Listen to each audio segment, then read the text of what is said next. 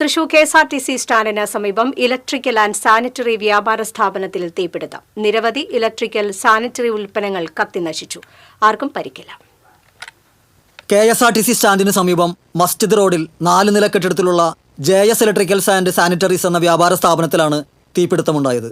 ചേലക്കര കിള്ളിമംഗലം സ്വദേശി സുനിൽ എന്നയാളുടേതാണ് വ്യാപാര സ്ഥാപനം. കടയുടെ മുൻപിലെ റോഡിലൂടെ പോയിരുന്ന ബസ്സിലെ ഡ്രൈവർ തീ കണ്ട് ഫയർഫോഴ്സിനെ വിവരമറിയിക്കുകയായിരുന്നു.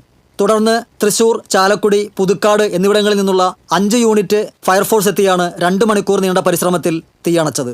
വ്യാപാര സ്ഥാപനത്തിലെ ഇലക്ട്രിക്കൽ സാനിറ്ററീസ് ഉൽപ്പന്നങ്ങൾ പുകഞ്ഞു കത്തിക്കൊണ്ടിരുന്നതിനാൽ കനത്ത പുക മൂലം ദീർഘനേരത്തേക്ക് അഗ്നിശമന സേനാംഗങ്ങൾക്ക് കെട്ടിടത്തിനുള്ളിലേക്ക് പ്രവേശിക്കാനായില്ല.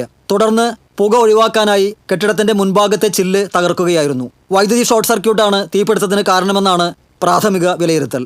ലക്ഷക്കണക്കിന് രൂപയുടെ നഷ്ടമുണ്ടായതായി കണക്കാക്കുന്നു.